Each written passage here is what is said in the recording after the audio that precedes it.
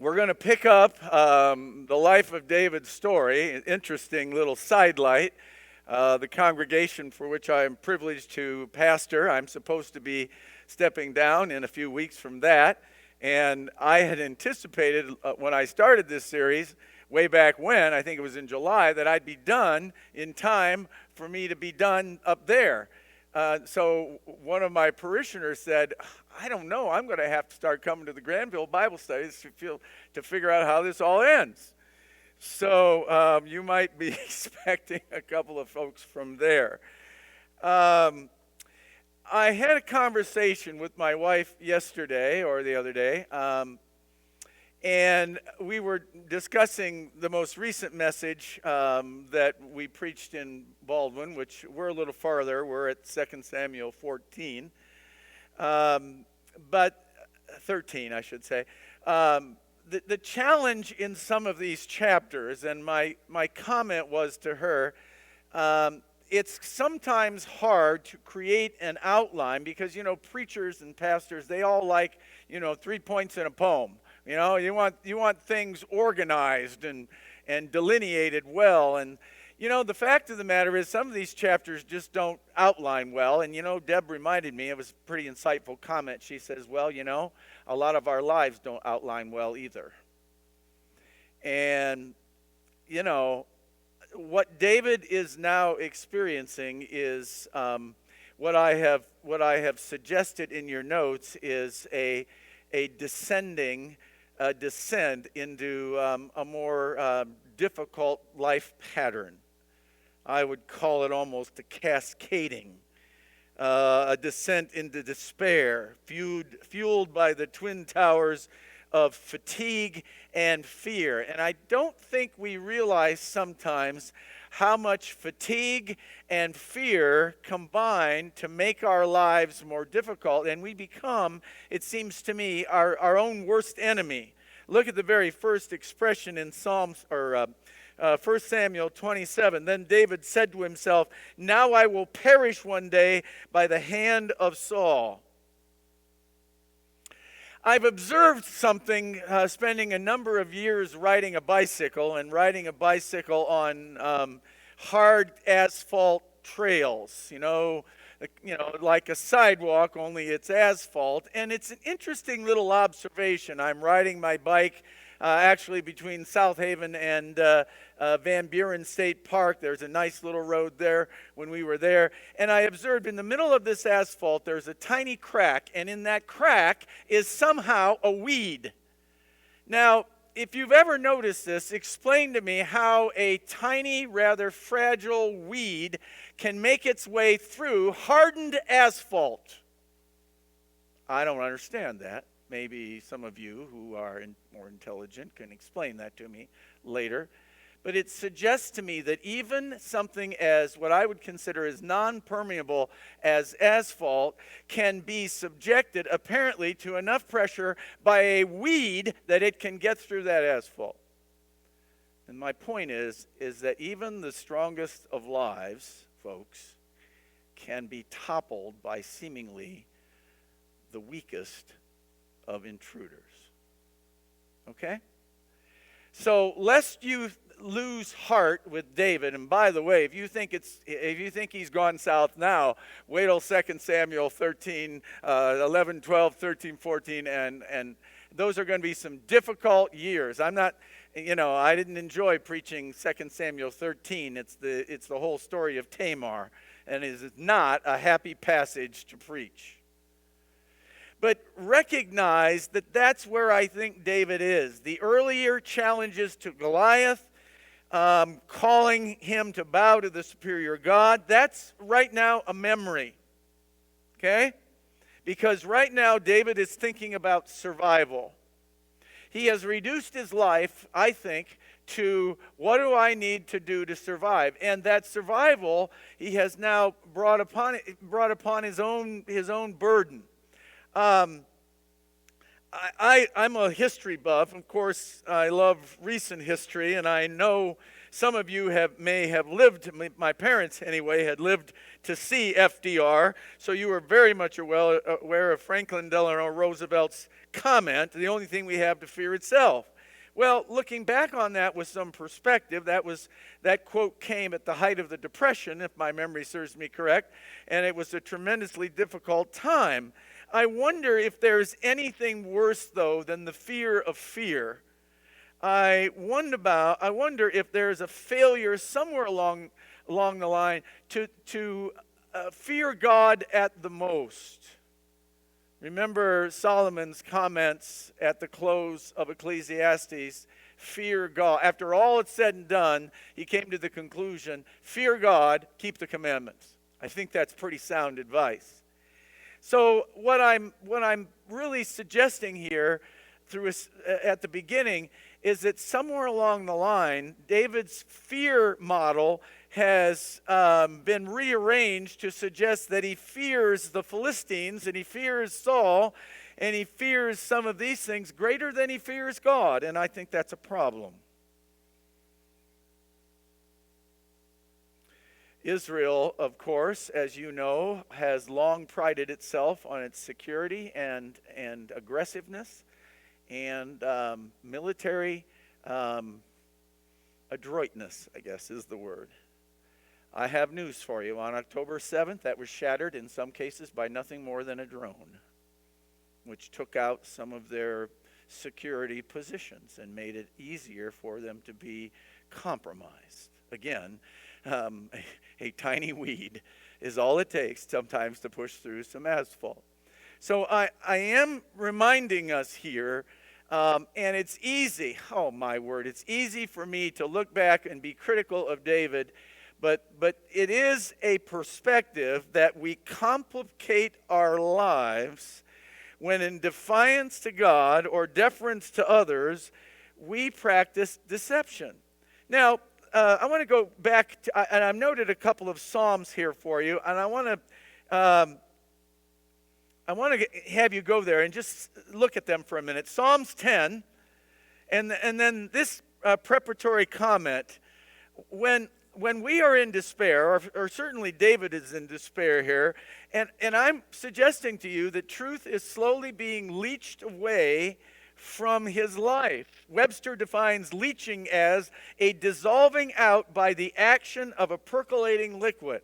I'm simply suggesting that the truth of God and the fear of God is being slowly leached out of David's life by circumstances that would test his mettle. Now, you're over in Psalm 10, first of all. Look at the very first words here. Why do you stand afar off, O Lord? Why do you hide yourself in times of trouble? Now, maybe you've been there, but there are always times in our lives, if we are honest, when we feel like God is standing on the other side and there is something between us. I had a dear friend say to me again, why does it sometimes feel that God is not in my life? And my response was two incorrect assumptions here. Number one, it isn't about feeling. My feelings do not have anything to do whether or not God is present in my life. When I come to Christ, the Holy Spirit indwells my life, and that seals the deal. Now, my side of it may struggle with it, and so I'm very thankful for the honesty and the authenticity here. Turn over to, Psalm 13. How long, O Lord, will you forget me forever? Ever been there? God, have you kind of gone to a different zip code that I can't seem to reach you? Now, I know you're all very pious folk and you all look good, and I bet you wear a tie on Sunday. But the fact of the matter is, we've all been there, and if we're honest, we can see where David is at. And of course, you're very familiar, I'm sure. By the way, that's right, I was supposed to bring my little by the way sign. I forgot it. So, 13:1. How long will you hide your face from me? How long shall I take counsel in my soul?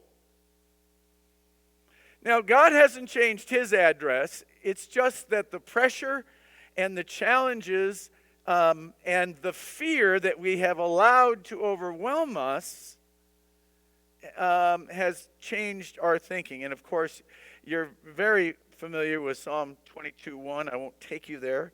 My God, why hast thou forsaken me? And I understand its messianic implications for sure. But in fact, in Psalm 22:1, that's how David feels. Alan Redpath, a man who talks like that, is at the breaking point.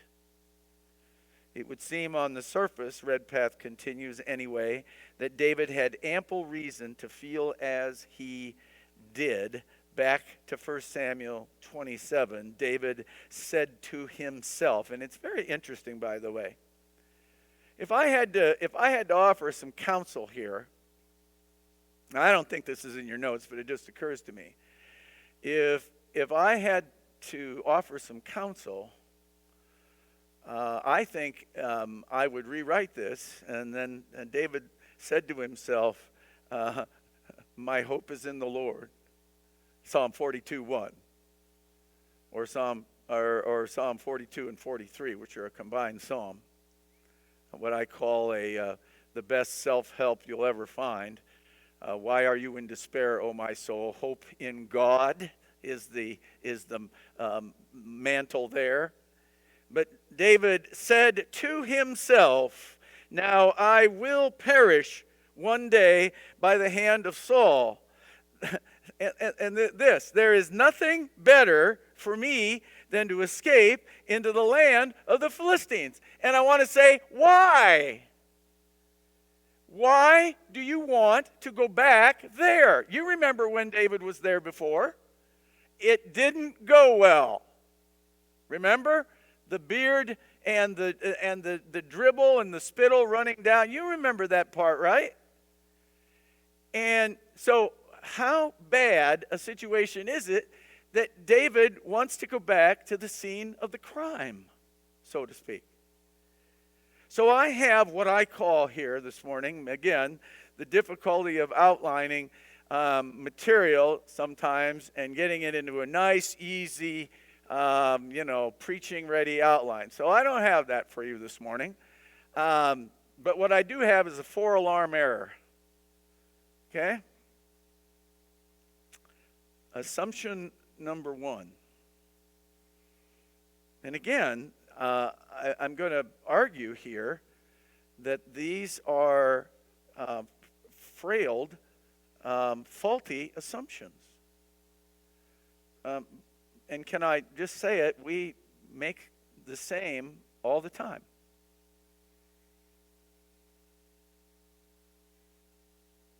And choose your condition. But here, Saul will eventually catch me. He says there is nothing better than to escape and go to the land of the Philistine. The question remains, why would you want to do that? Look at his reasoning, by the way. Saul then will, and I think in part, from a horizontal point of view, and I'm going to keep saying that to you. We have a decision to make every day whether we live in a horizontal plane or a vertical plane, where we look at everything as simply a series of circumstances that are left to us to sort out and solve. I don't think that's a biblical theology, by the way. But that's the choice we have to make. Do I think on a vertical plane or do I think on a horizontal? Meaning, again, when I'm thinking on a horizontal plane, I'm simply trying to figure this out myself. And can I say that the reason we often do that is that we've prided ourselves on becoming pretty good at it? Right? Oh, I can get out of that. All right? I'll get out of that. And then when we come up to a mountain, it's really difficult. So he said, Saul then will despair of searching for me anymore in all the territory of Israel, and I will escape from his hand. Well, on a certain horizontal plane, that ultimately works out to be the case, at least temporarily. In other words, Saul does quit looking for him for a while. What I want to know is, why into the land of the enemy? And I want you to try to jump into David's mind here.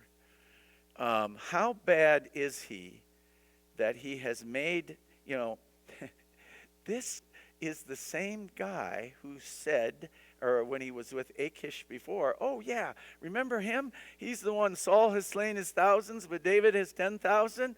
I mean, that exactly did not go over well with them. Did he think that they would have forgotten?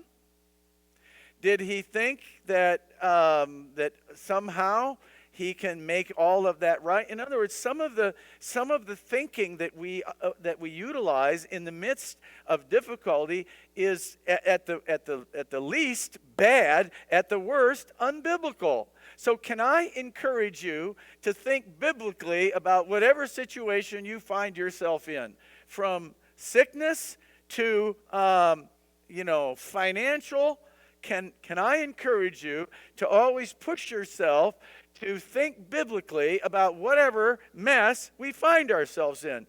Not so much what should I do, but what would God have me to do, and what does his revealed word say that I should do?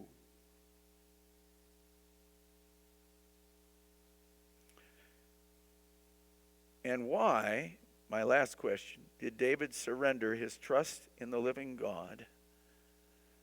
Because it seems to have, at this moment, left him. So the question is, how much pressure do I need to put on you? Or let me put it a different way, because it's not me. How much pressure does the world need to exert in your life before you will act in an unbiblical way?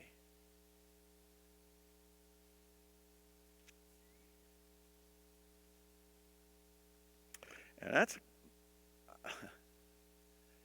that's a question we all have to ask. I'm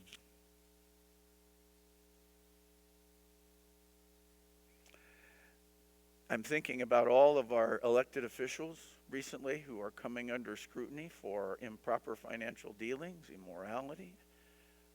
I mean, who was it? And this is not a political statement, but the latest one to come across the wire was Robert Mendez, who apparently is a senator. I don't know if he's a Democratic Republican, but they're accusing him of acting on behalf of the governments of Egypt and some other. Huh?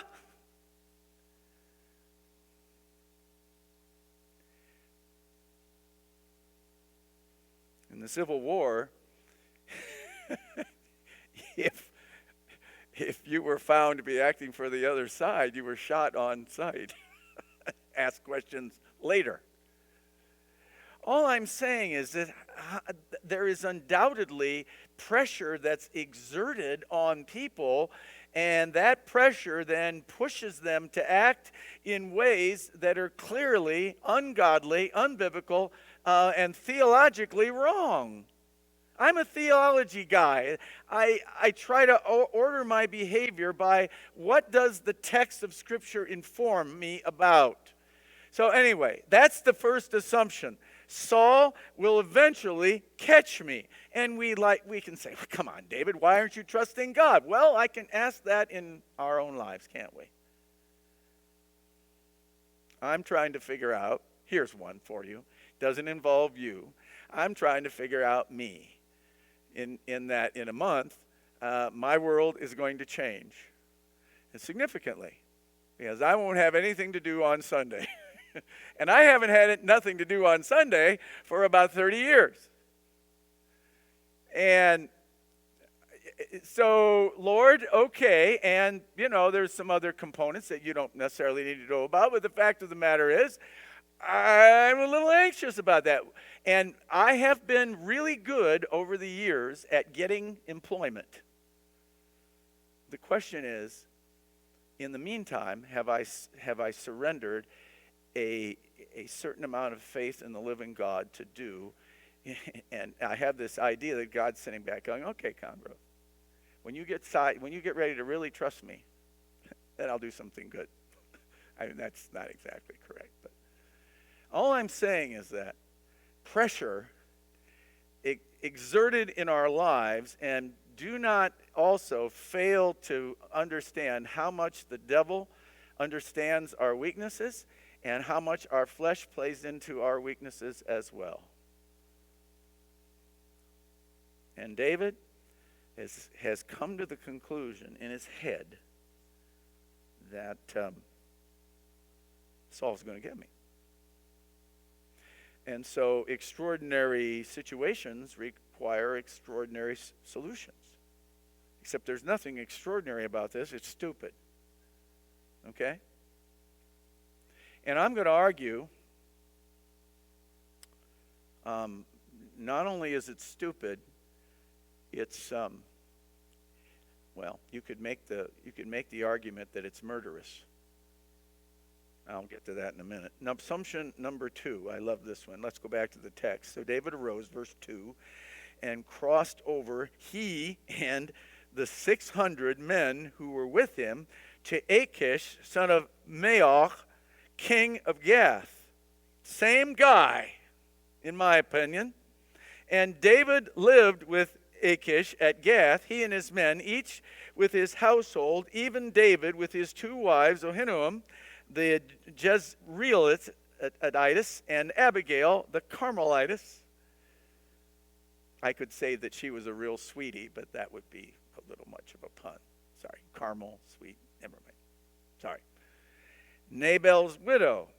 Now, it was told Saul that David had fled to Gath, so he no longer searched for him. And David at this point is going, oh man, I did it. I did it.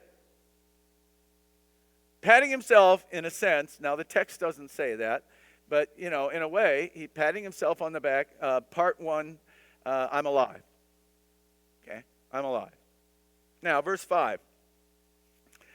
Then David said to Achish, if now I have found favor in your sight, let them give me a place in one of the cities in the country that I may live there. Listen to this. For why should your servant live in the royal city with you? If that isn't the biggest bunch of baloney. I mean, I've learned over the course of the years to put my baloney meter and know when it's coming. That's a bunch of malarkey. Which leads me to assumption 2. I shouldn't live in the capital. The reason he doesn't want to live in the capital, and he uses that as a pretense of being a burden to Achish, he wants one of the country towns which afford him more freedom to move with less scrutiny.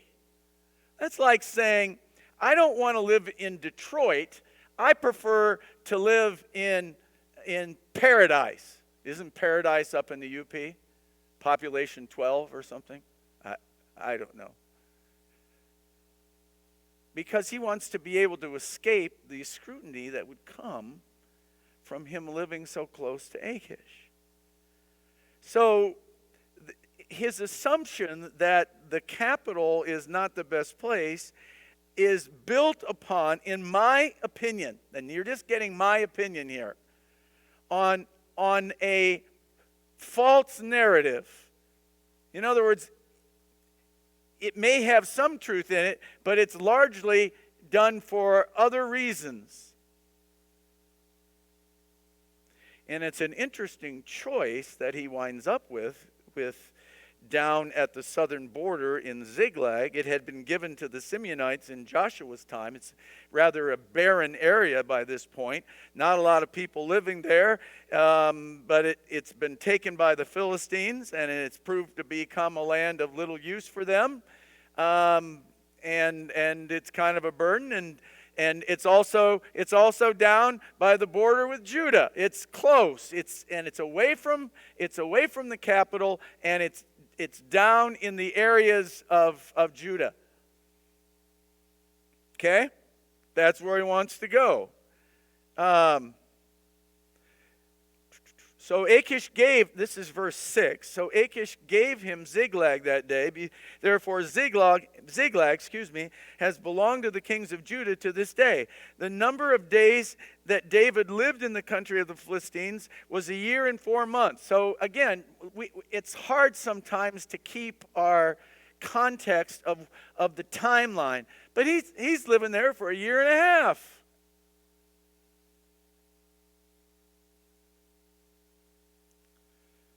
Assumption number 3, one of my favorite: the ends justify the means.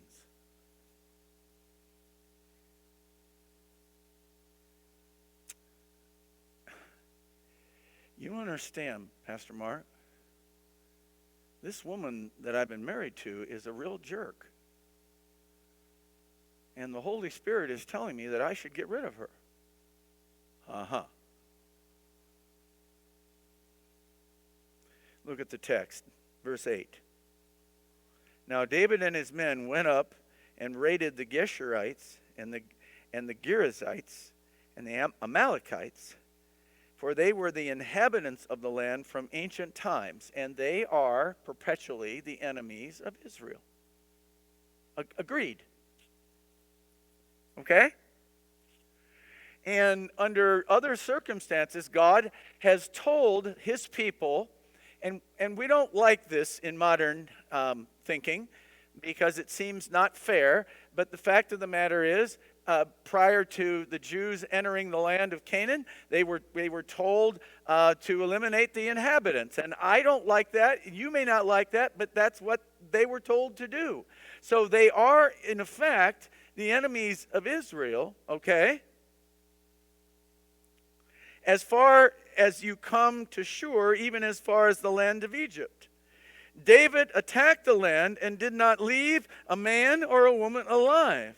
And he took away the sheep and the cattle and the donkeys and the camels and the clothing. In other words, he purged it. Then, here's the problem I have, personally. Then he returned and came to Achish and said, Now Achish said, where have you made a raid today? And David said, against the Negev of Judah. In other words, he purports to be eliminating or dealing with his former people. And in fact, he's dealing with the inhabitants of the land who have always been problems for Israel. But he's attempting to mislead Achish. And folks, a lie is a lie is a lie. Now, you're going to ask me this. Okay? What do you do in times of war? Well, I know you tell lies in times of war, and I understand that, but I also know that those lies often come with consequences, and we have to be prepared to assume those. That's my answer. You know, if it's 1944 and the Germans are coming and I can get rid of them by telling a fib, I'm probably telling you that I would tell them a fib, but that doesn't change the nature of truth, at least it seems in my head.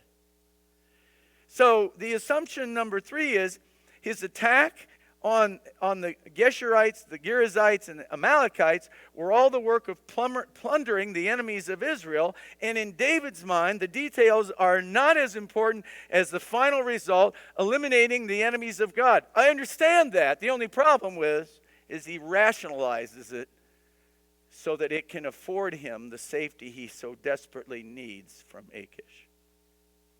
That's my problem. And I've been really blunt with it. I'm killing pagans, he says, but who cares if my motivations are really just survival and far from pleasing God? Who cares about the fallout? I don't care if the lie you tell saves you money with the IRS. It's still a lie. And I face that every year.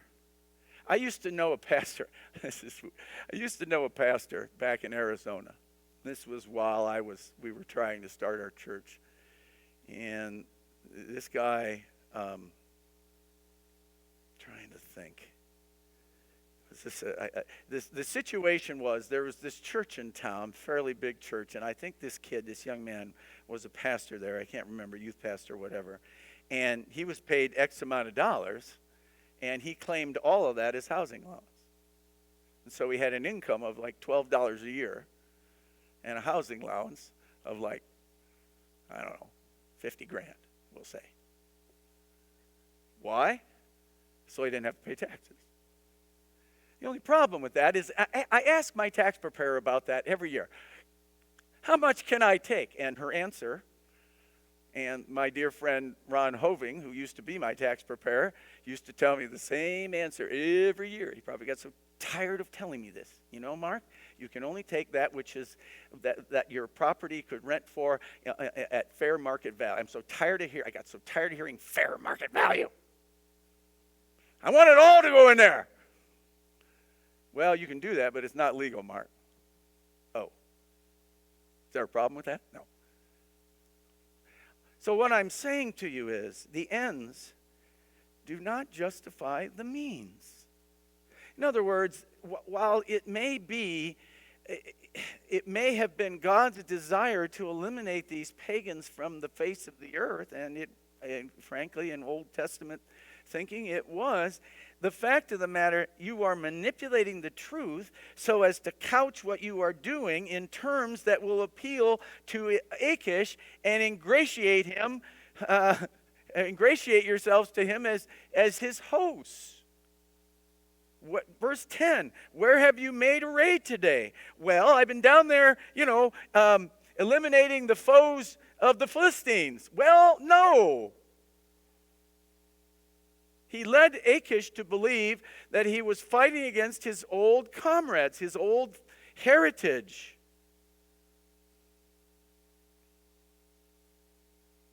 I'm so thankful for inspiration because it cuts right to the heart of the matter here. David did not leave, verse 11, a man or woman alive to bring to Gath, saying, otherwise they will tell us. Loose lips sink ships, right? They will tell about us, saying, so David has done and has been his practice all the time he has lived in the country of the Philistines.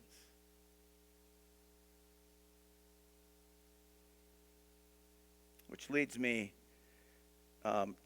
obviously, to assumption number 4. Lies that aid in my survival are an acceptable sacrifice to make. That would be David's assumption. In effect, he plundered in these raids. They were silenced, lest they should be able to report the real nature of his efforts. He also left Achish with the impression that in his own mind, his fight against Israel would make David a stench to his own people. See what the last verse Achish believed, verse 12? So Achish believed David, saying, he has surely made himself odious among his own people. Therefore, interesting, he will become useful for me. I find that interesting. In other words, he has made himself so reprehensible to his own people that I think I can use that down the road. Look at that. He will become my servant forever. I put it this way. He thinks now that he has David in his back pocket, which it seems to me is no small thing.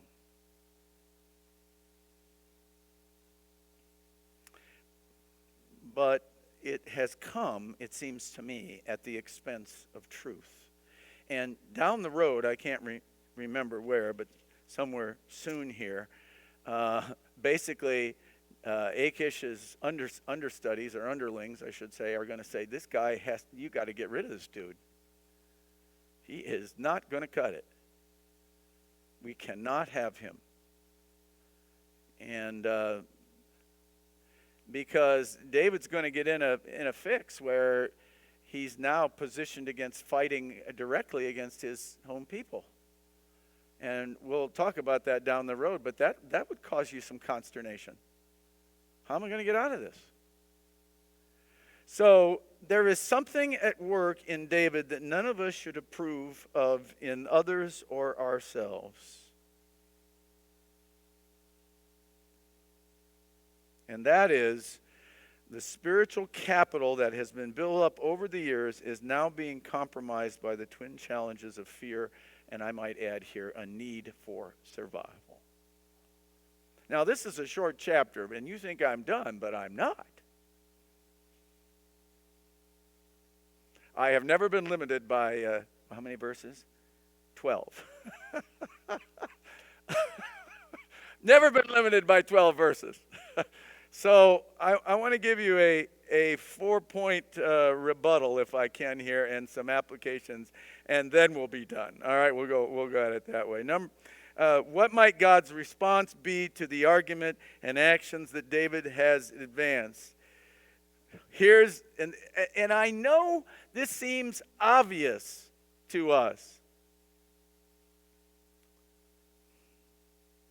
But just bear with me, my little simplistic mind, okay? Because I'm really talking to myself, okay? Reality number one, God is in control of the lives of those he loves. Do you believe that? I do, because given the chance, I will make a mess of it. Okay? I'm the author of Stinkin' Thinkin'. Okay? Mark, that's dumb. Okay. You got another plan? Well, how about trusting God? Oh, okay. So, reality number one is God is in control of the lives of those he loves. And nothing has changed in God's mind from the days of Goliath. What has changed is David's situation, and as you're going to see for the remainder of his monarchy, when we start getting into that, bad decisions mean consequences that are sometimes difficult to stomach. A failure to take responsibility later on in the lives of his children are going to issue forth in a certain set of consequences. A failure to discipline his children is going to result in some consequences. And on it goes. But that hasn't changed the situation. God is in control of those of lives whom he loves. And we need to nail that one down. We cannot do a better job than God in our lives. Reality number two, David should not be seeking asylum in the Philistines' land in the first place.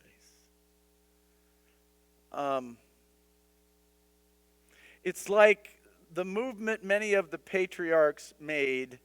I'm thinking, I guess, of Abraham at times when he followed his own star, as it were, instead of just trusting God. We move when God tells us to move. We change course when God tells us to change course. Reality, and this is the big one. Reality number three is the ends, and I put it in capital letters just so you can see it. The ends never justify the means.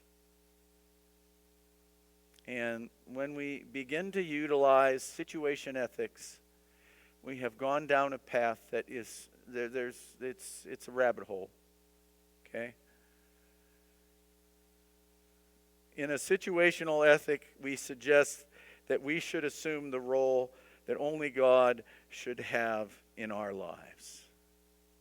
Now, I'm not talking to new believers here, so I understand this one. You may be saying, yeah, I got this, Mark, I got it. And I understand that. I respect you. I respect your thinking. I respect your understanding. But I also know how strong the flesh is and how much we seek to fix things ourselves. And, again, the Old Testament, contrary to a certain pastor in Atlanta, Georgia, who thinks that it's unnecessary, the Old Testament is instructive because we recognize when we attempt to fix things on our own, i.e. Abraham and Hagar, we run into all kinds of problems, don't we?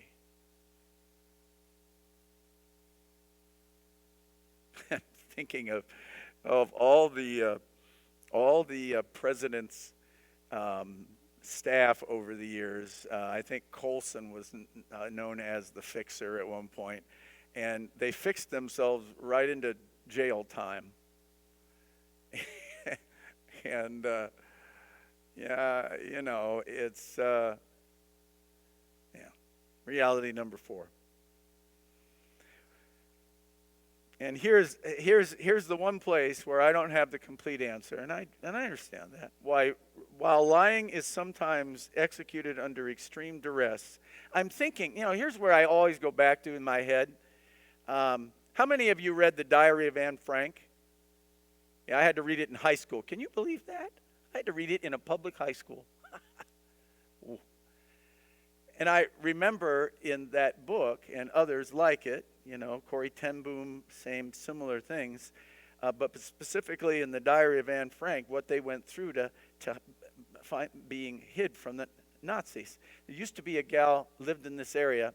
I had a chance to meet her, Diet Eamon, who was a survivor of the it wasn't in Germany, it was the Poland, I think. And great book out there, but I had a chance to meet this woman. And she talked about all of the things that she did to survive. And I'd be the first one to say that deception in times of war, but that doesn't change my theology about it. Lying is sometimes executed under extreme duress, and in times of war, it always comes with consequences, potential or otherwise. Because the minute you start saying lying is okay under certain circumstances, then you've got, to me, a bigger problem. Well, does that mean lying to my wife about my whereabouts is okay? Well, because it would hurt her if I told her where I really was. I mean, that kind of thing.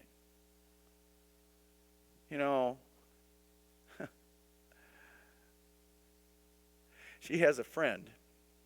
Now, maybe I'm going to get too close here, but I'll try to keep it as benign as possible. She has a friend who is divorced, but somehow got hooked up with a former flame that she had years ago. The only problem with the former flame still has a wife who's in the process of dying, and they're carrying on this relationship, because they don't want to hurt her. But the fact of the matter is the woman won't, and I'm going to be very blunt here, the woman won't die, so to make it easier on him. Well, my wife doesn't know anything. She has dementia, and therefore, I'm carrying on this fling with my... And you know what? I don't have the complete answer to that, and I haven't been through that. I understand all of that, and somebody might be saying, until you've been there, Mark, don't. But you know what? I still have to go back to what I know to be true from the Scriptures. Right is right and wrong is wrong, and I have to live there.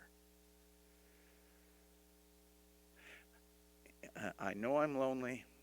I know my wife is in a condition where she can't meet my needs, but somehow, God, you are going to have to help me make it until you tell me you clear this up for me. So I've been in the ministry, and I've been working with people long enough to know that things aren't always as easy as they may appear, but I am arguing at the end of the day for the moral law of God and truth. Okay? With the recognition that is not always easy.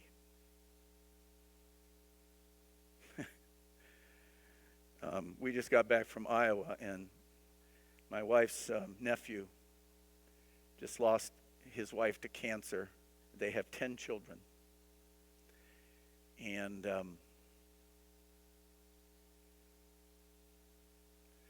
I said, and this is a very selfish kind of thing, but I said, Deb, something happens to you, I'm stepping in front of a bus. But the reality of it is,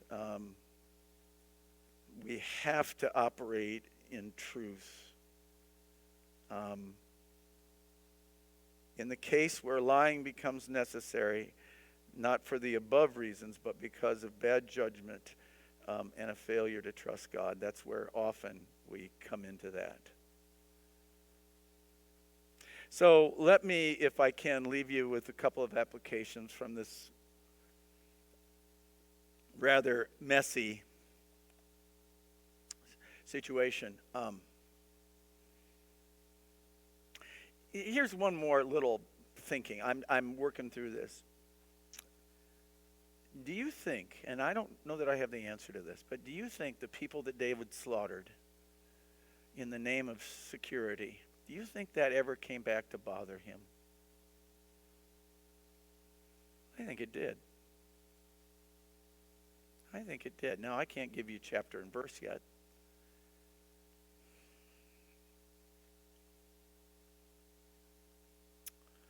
Anyway, number one, every circumstance we face, and I am certain of this, and I'm working on this in my own life. I hate pastors who make it sound like they're on top of the world. I don't hate them. I dislike them strongly. I haven't got life figured out completely. I don't walk on water. I don't know it all. And I still yell at my wife now and then. And then I feel like jumping off a bridge. But anyway, every circumstance we face must be seen through a God-centered worldview. And what I mean by that, every situation must be seen through the window of God is on the throne, not only of his universe, but my life. And that determines, in some direction, my course. And the question, I think I've got a question on all of these. What has God revealed to us that can assist us in this endeavor? In other words, when we run into these impossible and difficult situations, I'm of the opinion, folks, that while God's word may not speak to every event specifically, in principle, God's word speaks to every need that I have in my life. Every one. Why? Because God made it that way. That's the beauty. We talked about this last year. That's the beauty of the Scriptures. That the man or woman of God might be fully equipped, fully aware, fully able. In 2 Peter, the ability to have the divine nature so that I might have the opportunity to persevere under difficult circumstances.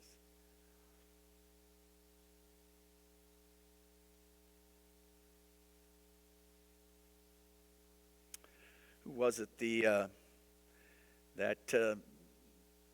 guy who was captured by the Japanese and survived years of captivity, who ultimately, I can't think of his name right now, who ultimately came and worked for the Billy Graham Association when he came to Christ, was able to forgive his captor. What was it called? Unforgiven or yeah. If you haven't read the book, read it. Well, he was a pilot, and he flew B-17s or B-24s, and he was shot down, and he survived in a raft for 4 months or something, and then he was captured by the Japanese and subjected to all kinds of torture, and literally hated his captor until he came to Christ. What was it called? I hear you. Okay, anyway. I'll figure it out. I can't pull it up right now.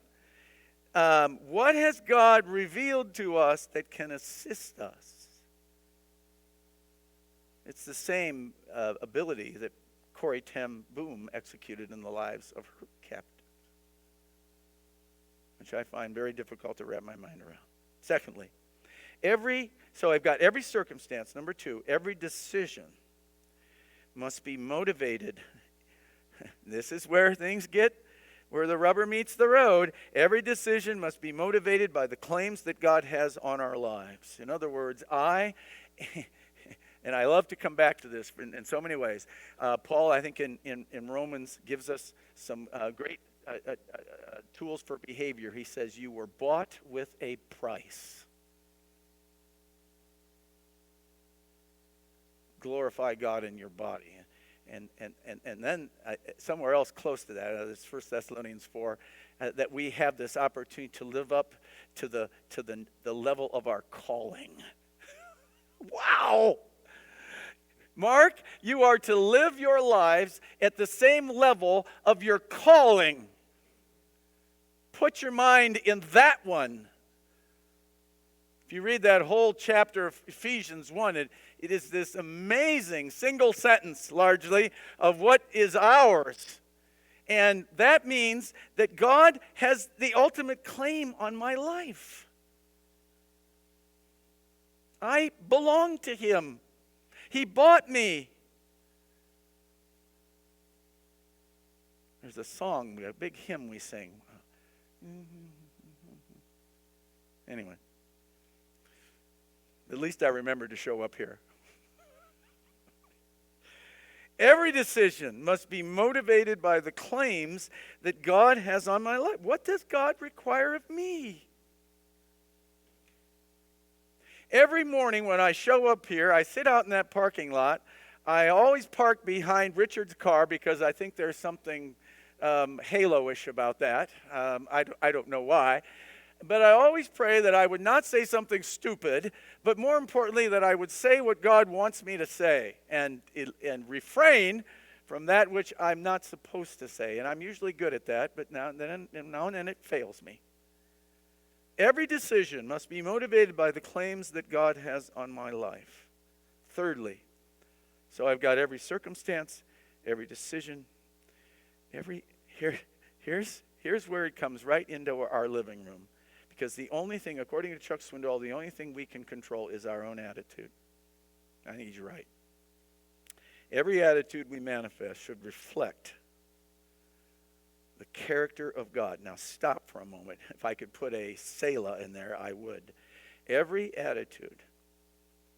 And we have to battle our attitudes. I came back from Iowa in a depressed, kind of bummed out attitude because for a week we had 100 people, literally 100 people around us, and had my son with me from Indiana. He had gone with us. And now I come back home and Debbie and I are sitting by ourselves eating chicken. Baked chicken. By ourselves. And that's a bummer. And I got a little depressed about that. And some of you are sitting there. We sit by ourselves, or I sit by myself every day. So shut up and stop whining. And I get it. I get it. So every attitude, I was in a bad mood. If you'd have called me, I'd have been nice to you. But down deep inside, I'm in a bad mood. I'm all by myself. My kids are somewhere else. Meh. Every attitude we manifest should reflect the character of God. Think on that. Let me ask you something, by the way. Would that change some of the emails we send? Would that change some of the text messages we send?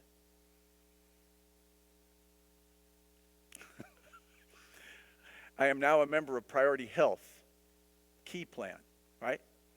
Get all this stuff in the mail. Get the app, it says. So I got the app. I tried to get Debbie the app. Can't get her online. So in one of my weaker moments, I sent a text message to tech support and said, help me fix this stupid thing that you have for me. And some tech guy who's probably 22 was sitting there thinking, what is this old duffer? My patience level is lower these days. I said, fix this stupid thing. Signed. I didn't really go too far and put blessings. I didn't. Every attitude. I'm just telling you where I live, folks. For 30 years, I've received letters and emails from people who, in some cases, my first response, if I or my wife didn't kibosh me, would be to fire them up. Thankfully, in most cases, I have not. What would God think of this? And to coin a phrase that really Charles Sheldon in the 1840s when he published his book, In His Steps. He was the precursor, I think, to what would Jesus do. How might God respond if he were placed in a situation similar to me? And I think all of these applications, it seems to me, apply to David's situation in 1 Samuel 27 and mine in January 3rd, 2024. Maybe to you too. Let's pray. Father, been pretty honest about my failings. It's not to necessarily attract sympathy, and yet these are realities I think we all have to face. If we know you personally, Father, then you have bought us with a price, and our lives are to glorify you. Our thoughts and our attitudes, while we struggle with them, must fall in line with your revealed word and what you would call us, the calling that you have for us. I don't, Father, maintain that I've figured it all out. I don't have all the answers. I haven't always answered correctly, and you know that. But we're watching somewhat of an unraveling, Father, in the life of our friend David. Someday we may have an opportunity to ask him about some of these things. I don't know. But I think if we would discover that his failings were really driven by a failure to trust you. And it's hard sometimes, but in all of those arenas where we need to, physically, mentally, relationally, socially,